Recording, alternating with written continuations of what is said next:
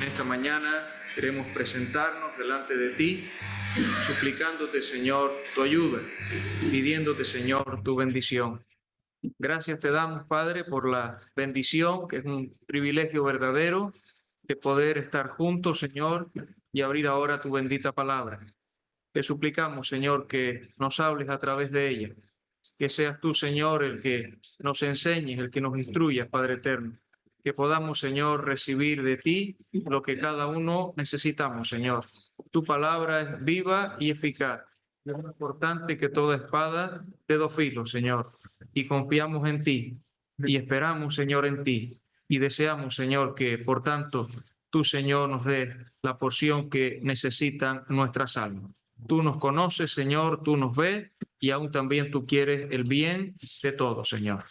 Te pedimos, Señor, tu gracia por tanto, y luego también en el culto de adoración. Suplicamos, Señor, que en verdad podamos tributarte el culto merecido, Señor, el culto que solamente es debido a ti, que podamos, Señor, tributar la honra y el honor debido a tu santo nombre, a tu nombre grande, a tu nombre temible, a tu nombre que también se ha mostrado en misericordia, en favor, en compasión para cada uno de nosotros. Y que así, Señor, podamos traer a la memoria también la obra del Calvario, los triunfos de la cruz de nuestro Señor, que fue crucificado, pero que muriendo venció y dio a luz la vida y la inmortalidad. Estas cosas, Señor, las presentamos a ti en el bendito nombre de Cristo Jesús. Amén. Vamos a leer, hermanos, en 1 Corintios, capítulo 1. 1 Corintios, capítulo 1.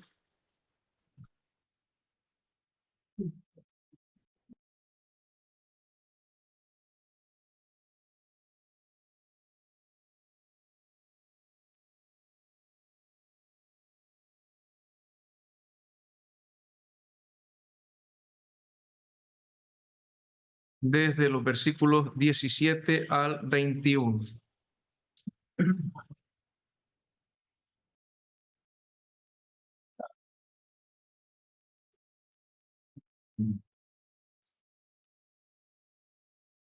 Que es el trozo que con la ayuda del Señor queremos considerar en esta mañana, los versículos del 17 al 21. Dice así la palabra del Señor.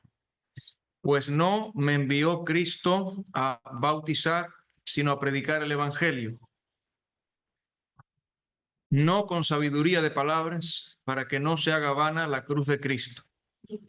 Porque la palabra de la cruz es locura a los que se pierden, pero a los que se salvan, esto es, a nosotros, es poder de Dios.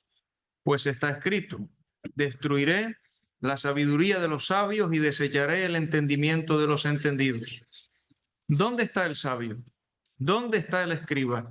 ¿Dónde está el disputador de este siglo?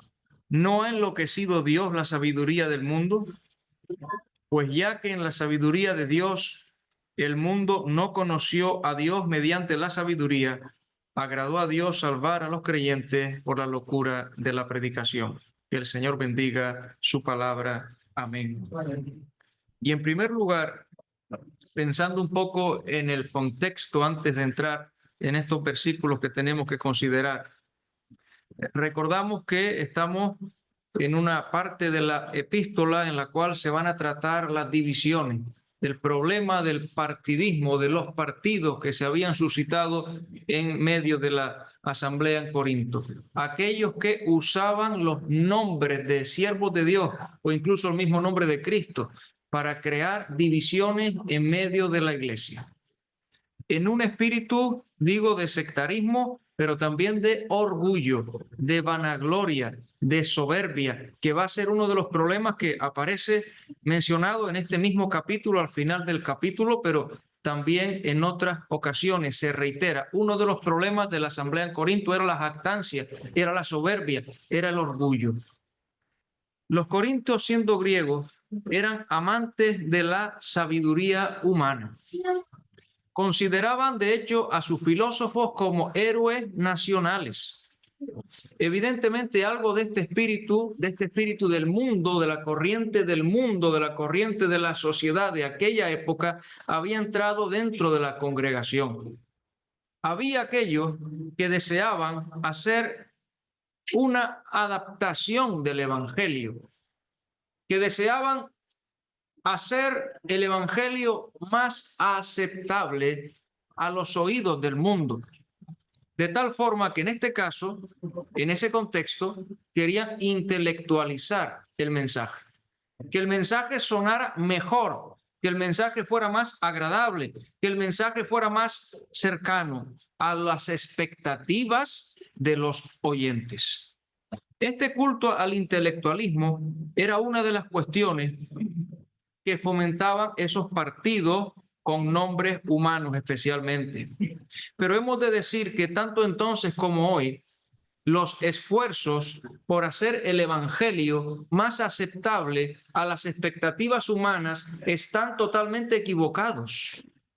Los esfuerzos por adaptar el evangelio a la corriente del mundo, a lo que el mundo quisiera oír, a lo que el mundo le agrada, lo que el mundo quiera, están en contra de la sabiduría de Dios, que es de lo que en este pasaje se nos va a hablar.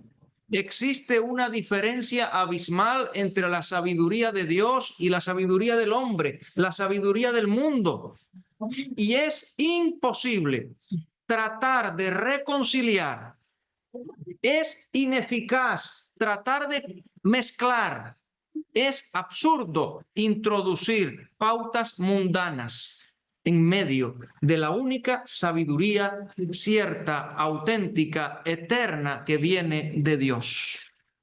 Así que en 3 puntos podríamos decir de forma muy breve en esta introducción que los corintios exaltaban la sabiduría del mundo y estaban prendados por la sabiduría del mundo, incluso envanecidos algunos de ellos con la sabiduría del mundo. Hay que ver la sabiduría que nosotros tenemos.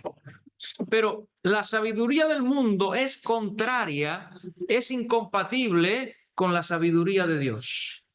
Y en tercer lugar, el evangelio de la cruz, que ahí llegaremos al final de nuestro pasaje en el versículo 21, es la sabiduría de Dios. Vamos a ver entonces algunos contrastes entre la palabra de la cruz que revela la sabiduría de Dios, y la sabiduría del mundo. Algunos contrastes entre la palabra de la cruz, que es reveladora de la sabiduría de Dios, y la sabiduría del mundo. Versículo 17. Pues no me envió Cristo a bautizar, sino a predicar el evangelio. De esto ya hablamos en la anterior ocasión. Pero no de las siguientes palabras. No con sabiduría de palabras, para que no se haga vana la cruz de Cristo. Lo primero que tenemos que observar aquí es el apóstol Pablo, guiado por el Espíritu Santo, nos está hablando de cómo él se conducía. Y nos está diciendo que fue enviado a predicar el evangelio, pero no con sabiduría de palabras, rehuyendo conscientemente una adaptación del mensaje. El término sabiduría alude al razonamiento filosófico griego de aquella época. Miren por favor el versículo 22 de nuestro pasaje. Dice, porque los judíos piden señales, y ahora dice, y los griegos buscan sabiduría. Así que esto estaba en la expectativa de los griegos. Pablo dice no con sabiduría de palabras, no con elocuencia, una elocuencia vana, una retórica humana, palabras enseñadas por sabiduría humana y que podrían ser muy impresionantes, pero que no tienen poder, que no salvan a nadie. Pablo, miren, no predicaba lo que la gente buscaba, no predicaba lo que la gente le gustaba, predicaba lo que la gente necesitaba, que es el evangelio.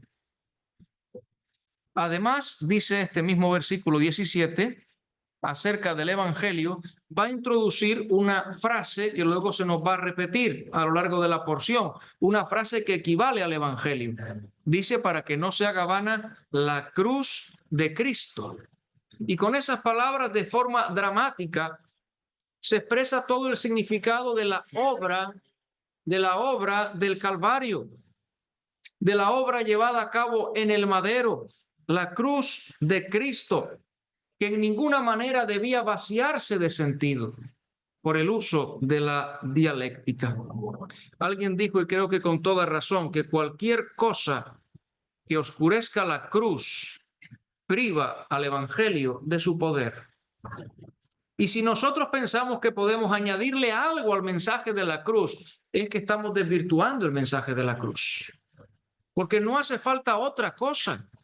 Porque no podemos mejorar ese mensaje. Porque estamos minusvalorando esta palabra que es la que Dios nos ha dado.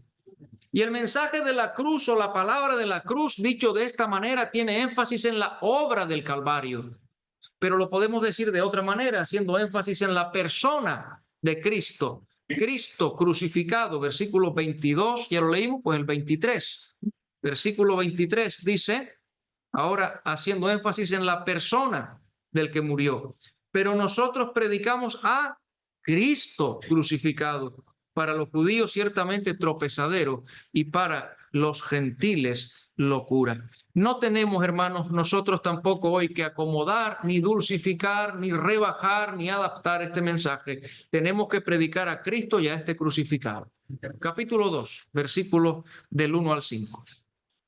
Aquí vemos lo que hizo Pablo cuando llegó a Corinto. Dice, así que hermanos, cuando fui a vosotros para anunciaros el testimonio de Dios, no fui con excelencia de palabras o de sabiduría, pues me propuse no saber entre vosotros cosa alguna, sino a Jesucristo y a este crucificado, la persona y la obra.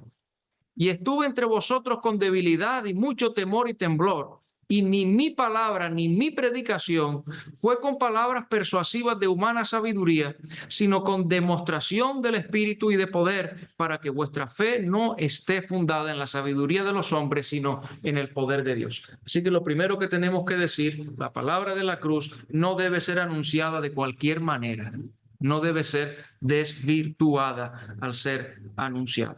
Ahora, en el versículo 18, en el que hemos de continuar ahora,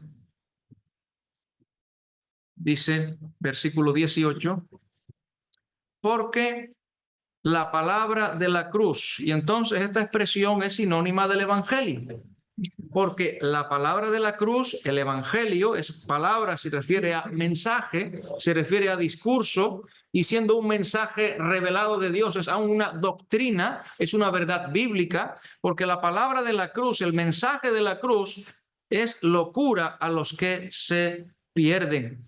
Pero a los que se salvan, esto es a nosotros, es poder de Dios. Y notamos, antes de ir más adelante, que frente a este mensaje, a esta palabra de la cruz, solo hay dos tipos de personas. De hecho, hay una división clara de la humanidad frente a este mensaje de la cruz, frente a esta palabra de la cruz. Hay dos clases de personas, no hay más. Solo hay dos clases de personas, dice el versículo en primer lugar. Los que se pierden, los que están en el camino de la perdición, los que están en el camino que quizá a ellos les parece derecho, inflados de su propia sabiduría, de su mucho conocimiento, están en camino que les parece derecho, pero al final es camino de muerte. Lo dice la Escritura, los que se pierden. Pero también hay otro tipo de personas, dice, los que se salvan. Y dice aún más, esto es nosotros. Los creyentes en Corinto, pero como leímos desde el principio de la epístola, aquellos que en cualquier lugar invocan el nombre del Señor Jesucristo, Señor de ellos y nuestro, están incluidos ahí entre los que se salvan. Esa es la división que hace el mensaje de la cruz a la humanidad en dos grupos. Ahora, esta misma expresión podemos verla, por ejemplo, en 2 Corintios 2, versículos 15 al 16, una vez más.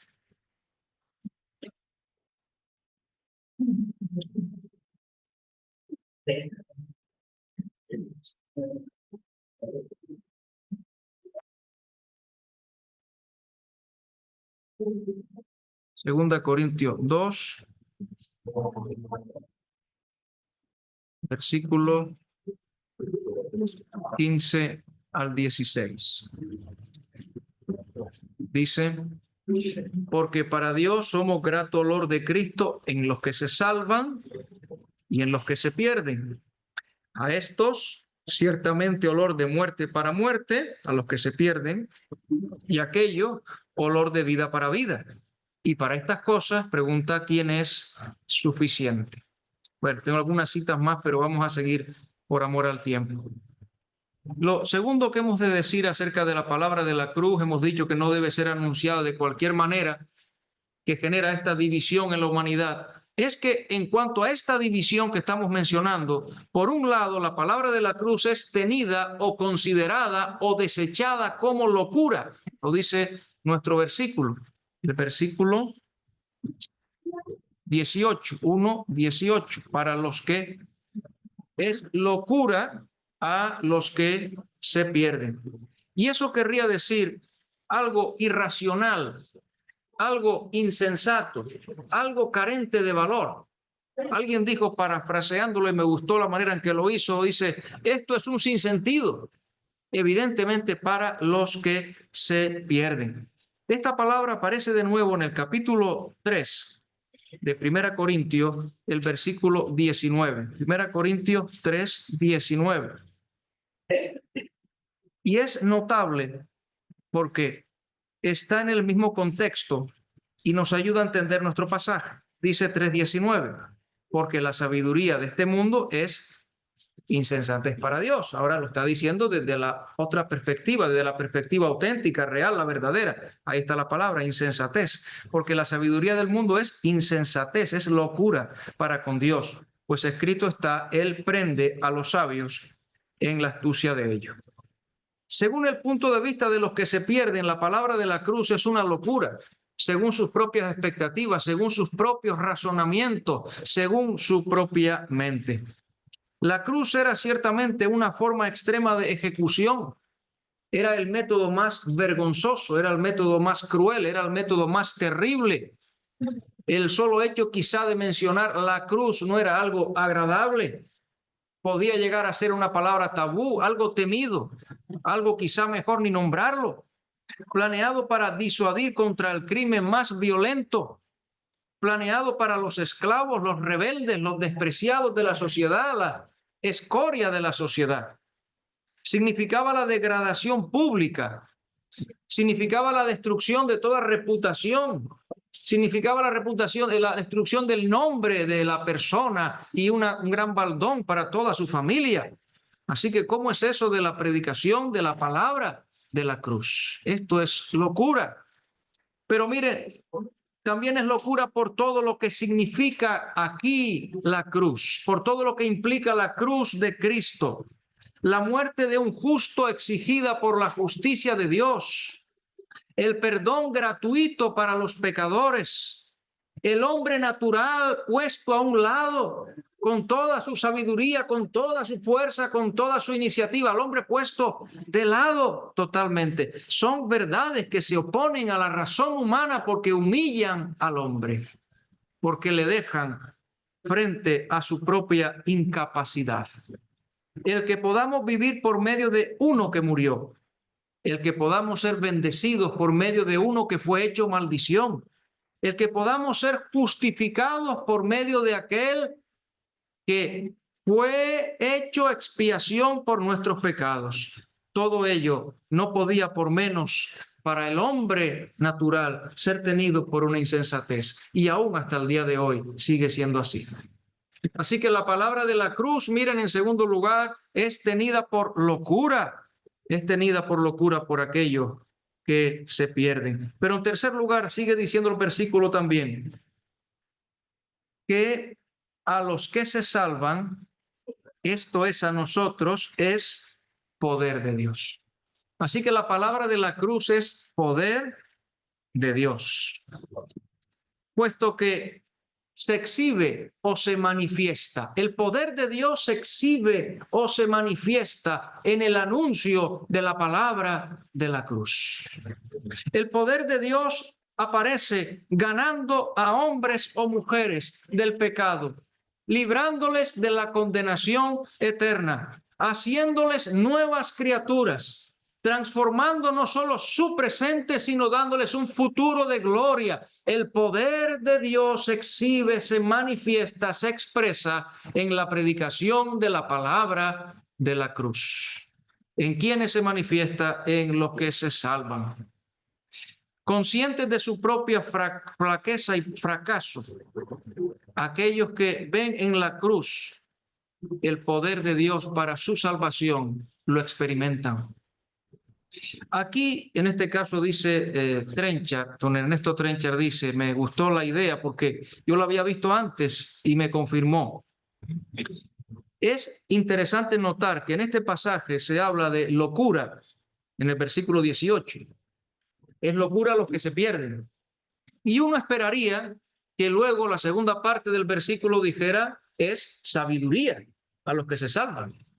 Claro, yo estaba esperando a leer el pasaje, digo, voy a hacer un bosquejo, voy a empezar a tomar nota por aquí y ya casi que iba a poner sabiduría cuando leo en el versículo y dice, no dice sabiduría, dice es poder.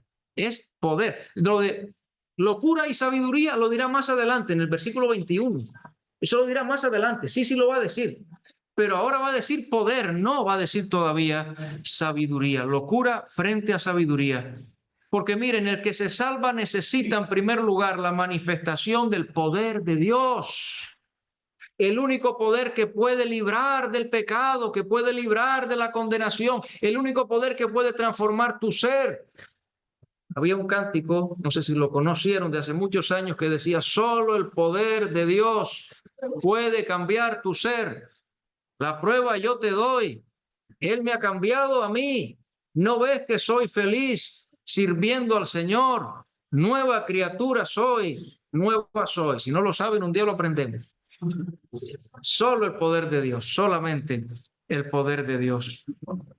Tal poder se halla únicamente en la muerte y en la resurrección de Cristo. Así que la palabra de la cruz es el poderoso instrumento de salvación, la más alta demostración del poder de Dios. ¿Qué dice el apóstol Pablo en Romanos 1:16? Vamos a leerlo, que seguro que todos se están acordando ya. Romanos 1:16.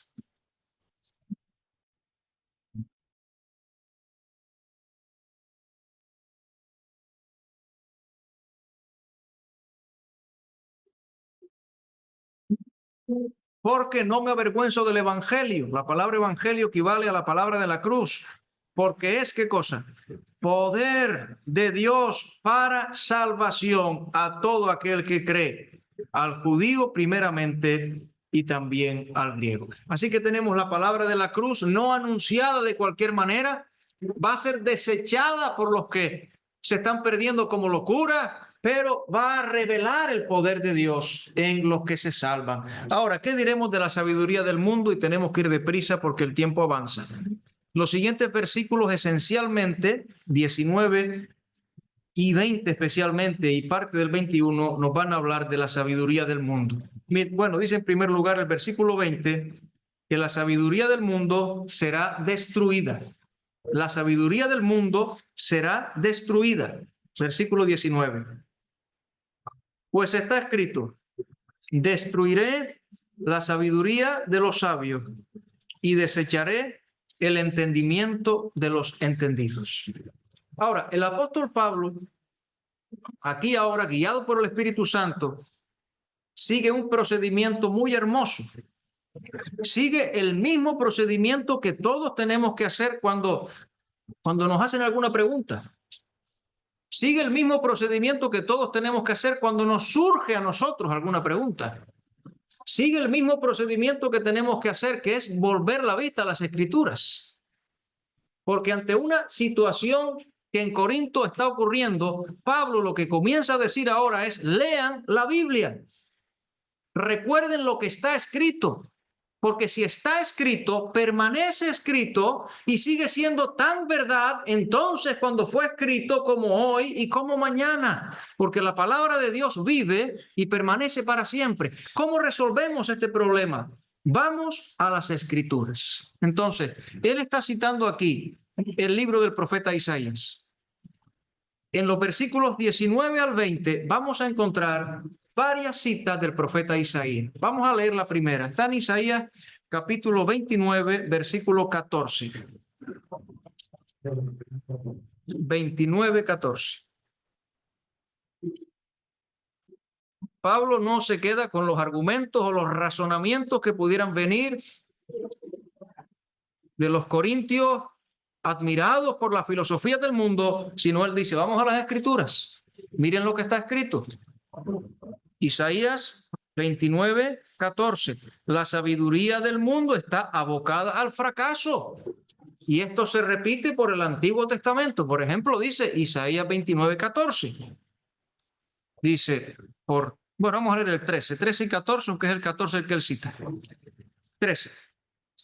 Dice pues el Señor, porque este pueblo se acerca a mí con su boca y con sus labios me honra, pero su corazón está lejos de mí y su temor de mí no es más que un mandamiento de hombres que les ha sido enseñado. 14. Por tanto, he aquí que nuevamente excitaré yo la admiración de este pueblo con un prodigio grande y espantoso, porque perecerá, dice, la sabiduría de sus sabios y se desvanecerá la inteligencia de sus entendidos. Dios iba a hacer un gran prodigio y ese prodigio iba a anular, iba a mostrar el fracaso de la sabiduría del mundo, que la sabiduría del mundo es oposición contra Dios. Bueno, ¿qué estaba pasando aquí? Aquí estaba la amenaza de un rey asirio que se llamaba Sennacherib. Este rey asirio que en dos ocasiones, en una primera ocasión, invadió las ciudades fortificadas y se llevó tributos y creó una gran pobreza. Incluso el rey Ezequías le dio el oro que estaba en la casa de Jehová. Y hubo una segunda ocasión en la cual él vino, pero ya para hacer una total destrucción, para invadir Jerusalén, quizá para acabar con el pueblo, e incluso habló de una manera, a través de su general, de su Rabsacés, habló de una manera verdaderamente impía contra Dios. Ahora, ¿qué hicieron los gobernantes de Judá? ¿Qué hicieron los gobernantes de Judá? Pues ellos estaban buscando el apoyo de Egipto. Lo mejor que podemos hacer en esta situación de peligro, y especialmente ante la segunda perspectiva de invasión, es confiar en Egipto. Nosotros descansamos en Egipto, que Egipto nos va a proteger. Aquello era una medida de sabiduría política desde el punto de vista natural. Poner la confianza en Egipto, un país poderoso.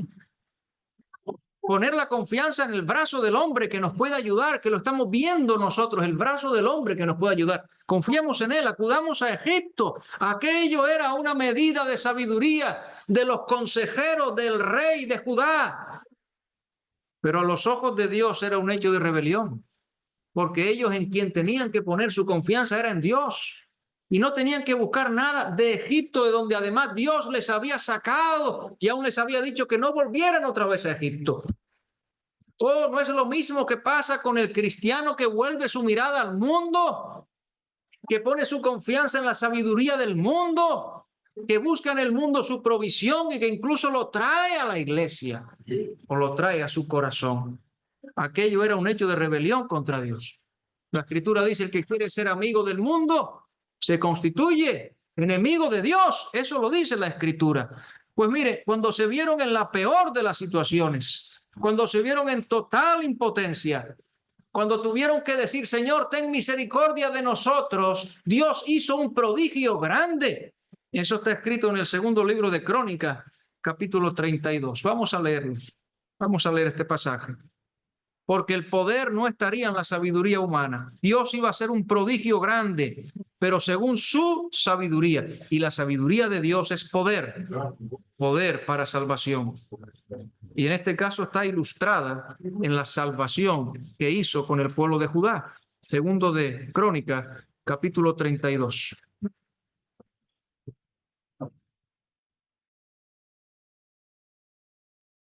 Versículos 20 al 22. Miren lo que dice. Sería bueno leer todo el pasaje, pero no podemos.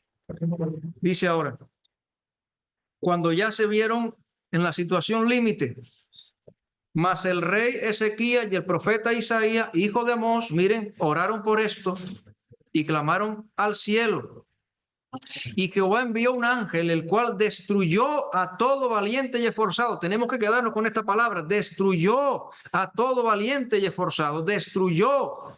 Y a los jefes y capitanes en el campamento del rey de Asiria. Este se volvió por tanto avergonzado a su tierra, y entrando en el templo de su Dios, allí lo mataron a espada sus propios hijos. Así salvó Jehová a Ezequías y a los moradores de Jerusalén de las manos de Sennacherib, rey de Asiria, y de las manos de todos, y les dio reposo por todos lados.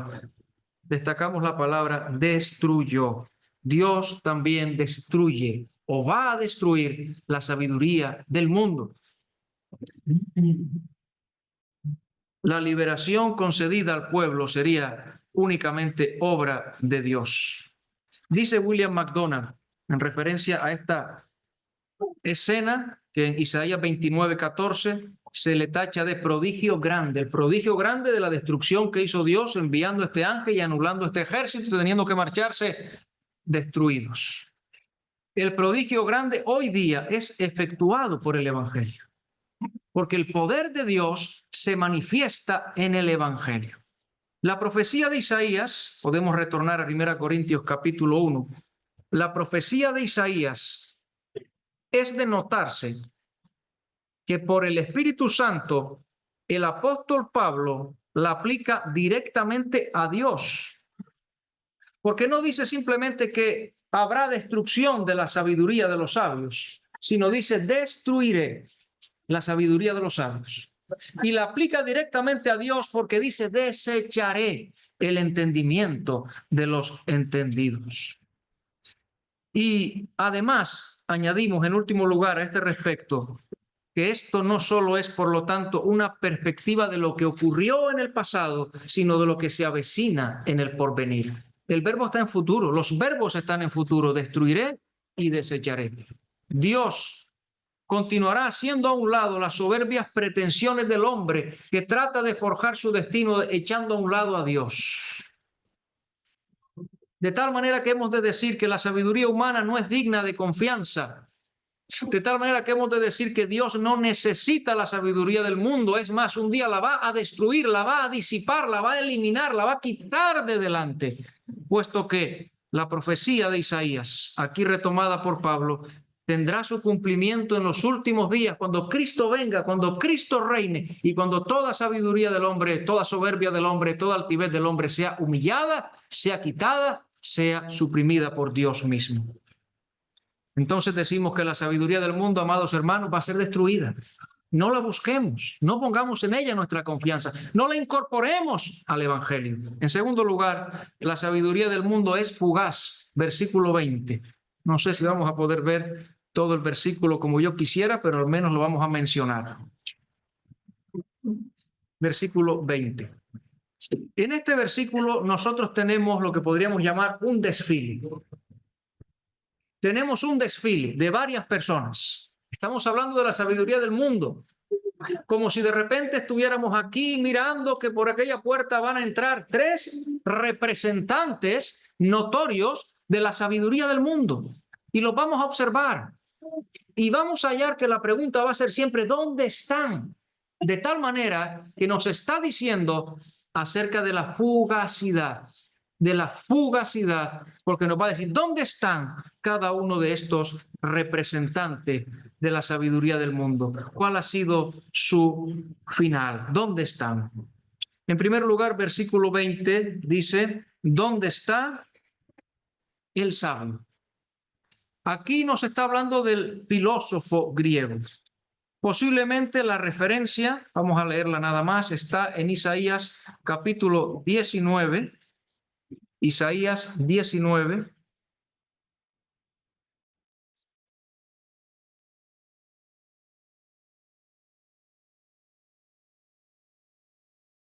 Y el versículo 12.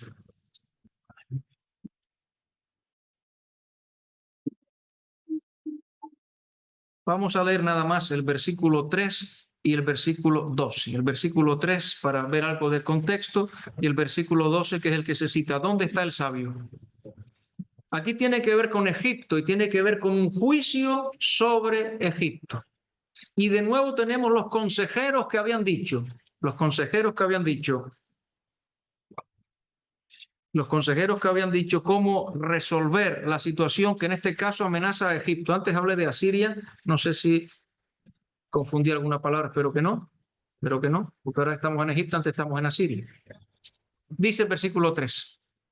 Y el espíritu de Egipto ahí la palabra que destacamos, primera, desvanecerá en medio de él, destruiré su consejo, y preguntarán a sus imágenes, a sus hechiceros, a sus evocadores y a sus adivinos. Ahí tenían ellos su sabiduría. Versículo 12. ¿Dónde están ahora aquellos tus sabios? Ahora que ha llegado la destrucción.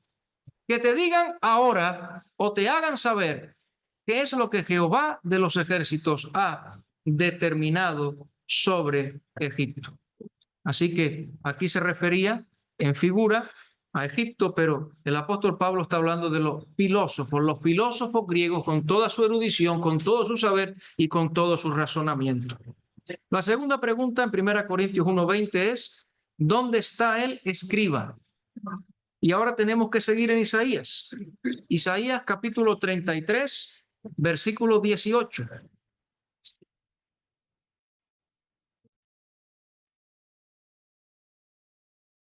Es como si el apóstol Pablo dijera, las escrituras, las escrituras, las escrituras. Miren lo que dicen las escrituras. 33, versículo 18. La pregunta es, ¿dónde está el escriba? Aquí dice, tu corazón imaginará el espanto y dirá, ¿qué es del escriba? ¿Qué del pesador del tributo? ¿Qué del que pone en lista las casas más insignes? Y de nuevo, estamos pensando aquí, al igual que hace poco, en Asiria, y estamos pensando de nuevo en Sennacherib, por segunda vez. Cuando aquí se menciona al escriba, en este caso, se está pensando en aquellos que debían tomar nota del botín que se debían llevar. Aquellos que iban con los soldados e iban apuntando, de ahí la palabra escriba, cuánto nos podemos llevar de aquí, cuánta cantidad de oro, cuánta cantidad de plata, cuánta cantidad de vestidos, cuánta cantidad de caballos, cuánto nos podemos llevar. Entonces, la visión del escriba tenía que ser verdaderamente triste para los hijos de Judá, que estaban viendo cómo estaban haciendo un repertorio de todas sus pertenencias que iban a perder y de todas sus riquezas. El escriba era un hombre que representaba la sabiduría y el poder de Asiria. ¿Dónde está el escriba? ¿Por qué dice dónde está el escriba? Por lo que hemos leído antes, porque Dios iba a hacer un gran prodigio. Dios iba a llevarse a los asirios fuera, porque su ángel iba a hacer una gran mortandad y no iba a haber ningún poder en ese escriba. ¿Dónde está ahora el escriba? ¿Dónde está? Ya no está entre nosotros porque ha sido disipado por Dios mismo. Así dice un hermano, Dios se aseguró que los escribas no tuvieran una sola cosa que contar por la intervención divina. Pero en nuestro pasaje el apóstol Pablo emplea la palabra escriba, posiblemente está refiriéndose a esta palabra, pero posiblemente para aludir al experto judío en la ley. Porque el término escriba entre los judíos se usaba sobre todo para aquellos que interpretaban y aplicaban la ley.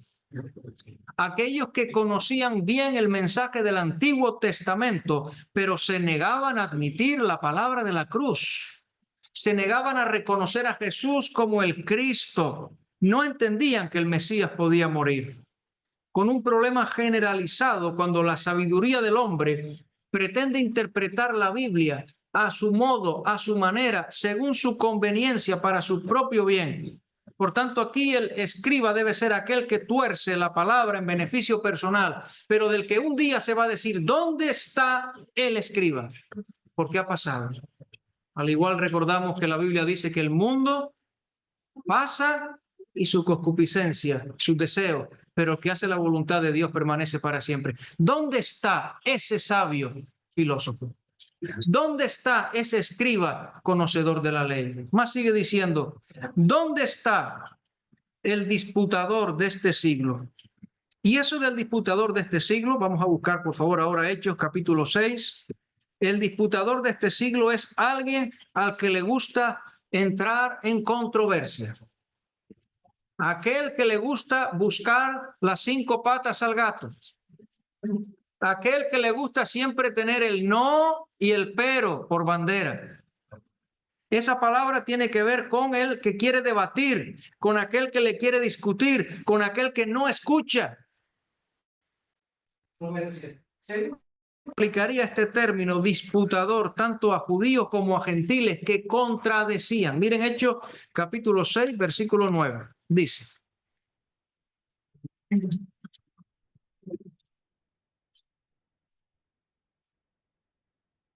entonces se levantaron unos de la sinagoga llamada de los libertos y de los de Cirene, de Alejandría, de Cilicia y de Asiria, dice ahora, disputando con Esteban, fueran judíos o prosélitos, pero estaba disputando con Esteban, levantado de entre la sinagoga. Ahora, entre los gentiles, capítulo 17, Hechos 17 y versículo 18, aquí es Pablo en Atenas.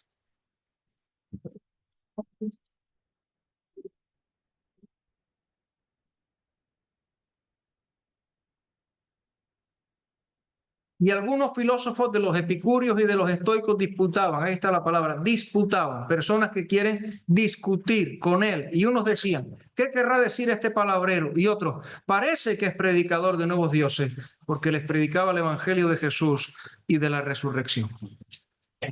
Bien, tenemos que retornar a 1 Corintios 1:20 y justo a continuación estaremos en el libro de Isaías.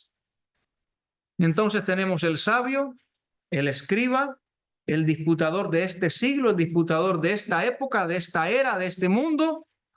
Y ahora viene una pregunta que es muy clara. Luego de este desfile de 3 tipos de personas, 3 tipos de personas que van a pasar, que hablan de la fugacidad, de la sabiduría del mundo, representada en ellos, personificada en ellos. Dice, ¿no ha enloquecido Dios la sabiduría del mundo? Bueno, esta es una referencia a Isaías, capítulo 44 y versículo 25. Isaías, capítulo 44 y versículo 25.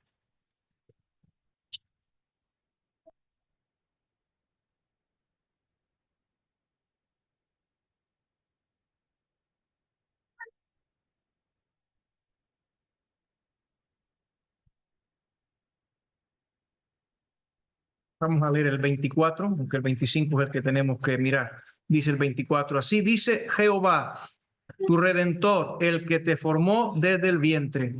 Yo Jehová que lo hago todo, que extiendo solo los cielos, que extiendo la tierra por mí mismo, que deshago las señales de los adivinos y enloquezco a los agoreros, que hago atrás a los sabios y desvanezco su sabiduría. La palabra desvanecer en el griego se traduce como enloquecer, pero es que es la misma palabra, es una cuestión de traducción.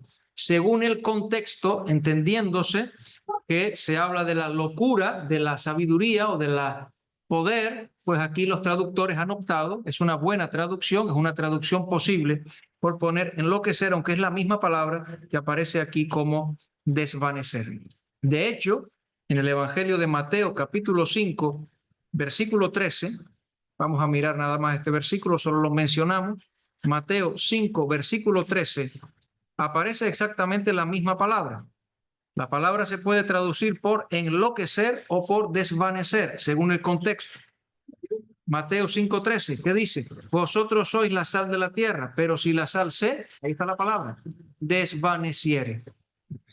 Desvaneciere. ¿Con qué será salada? No sirve más para nada, sino para ser fuera y hollada por los hombres. ¿Saben para qué sirve la sabiduría del mundo? Exactamente para lo que dice este versículo, para dejarla fuera, para no hacerle caso, para no incorporarla. La sabiduría propia del necio que dice el necio en su corazón, no hay Dios. Pero, sin embargo, habiendo conocido a Dios, no le glorificaron como a Dios ni le dieron gracias, sino que se envanecieron en sus razonamientos y su necio corazón fue entenebrecido. Profesando ser sabios, se hicieron necios y cambiaron la gloria del Dios incorruptible en semejanza de imagen de hombre corruptible, de aves, de cuadrúpedos y de reptiles. ¿No ha enloquecido Dios la sabiduría del mundo? La respuesta es evidente.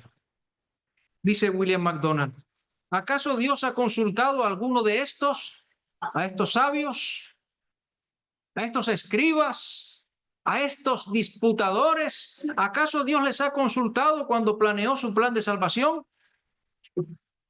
¿Podrían jamás todos ellos juntos haber ideado tal plan de redención si hubiesen sido dejados a su propia sabiduría? Tenemos que terminar. Estamos en el versículo 21. Y el versículo 21 nos dice en tercer lugar sobre la sabiduría del mundo, que es inútil para conocer a Dios. Versículo 21. La sabiduría del mundo es inútil para conocer a Dios. Pues ya que en la sabiduría de Dios el mundo no conoció a Dios mediante la sabiduría, agradó a Dios salvar a los creyentes por la locura de la predicación. En estos versículos muestra Pablo que la sabiduría mundana que los corintios apreciaban tanto era la antítesis misma de la sabiduría de Dios. Incluso alguien dijo que el mundo tuvo tiempo suficiente, tantos siglos desde el Edén, para desarrollar su sabiduría y para plantear cuantas escuelas de sabiduría fueran posibles. Pero el resultado fue que toda la sabiduría de los pensadores, de los filósofos, de cada era, de cada sociedad, de cada tiempo, dejó al hombre en completa ignorancia de Dios. Mediante la sabiduría, dice, versículo 21, el mundo no conoció a Dios. El hombre no puede, por su propia sabiduría, llegar al conocimiento de Dios. Por tanto, la sabiduría del mundo es inútil para conocer a Dios. Por tanto, Dios salva por medio de una predicación que parece locura. Dice la segunda parte del versículo, agradó a Dios salvar a los creyentes por la locura de la predicación. La locura de lo que se predica se refiere a la cruz. Bien sabemos que no es locura, pero parece locura para la mente no iluminada de los hombres, porque no lo pueden entender. Por aquella predicación que el mundo incrédulo juzga locura. Y aquí recordaba a un hermano, ya con el Señor, que tenía un cántico, no sé si él lo compuso, lo tomó de alguien, y él decía estas palabras: si me dicen que estoy loco, mi manicomio está en el cielo. Y yo decía, qué bueno, porque la palabra de la cruz, ¿verdad?, es locura. Y a Dios le plugo, le agradó a Dios salvar a los creyentes por semejante locura, por la locura de la predicación, la proclamación de la salvación para todos los que confían en Jesucristo sobre la base de su muerte por nuestros pecados sobre la cruz. Porque Cristo muriendo venció. Cristo venció al pecado. Porque Cristo venció a Satanás. Porque Cristo venció a la muerte. Porque Cristo es triunfador y victorioso. Y aún en esta mañana nosotros hemos venido para cantar, para ensalzar, para proclamar las glorias de nuestro Salvador y los triunfos de su cruz. Que a Él sea la gloria. Amén. Amén.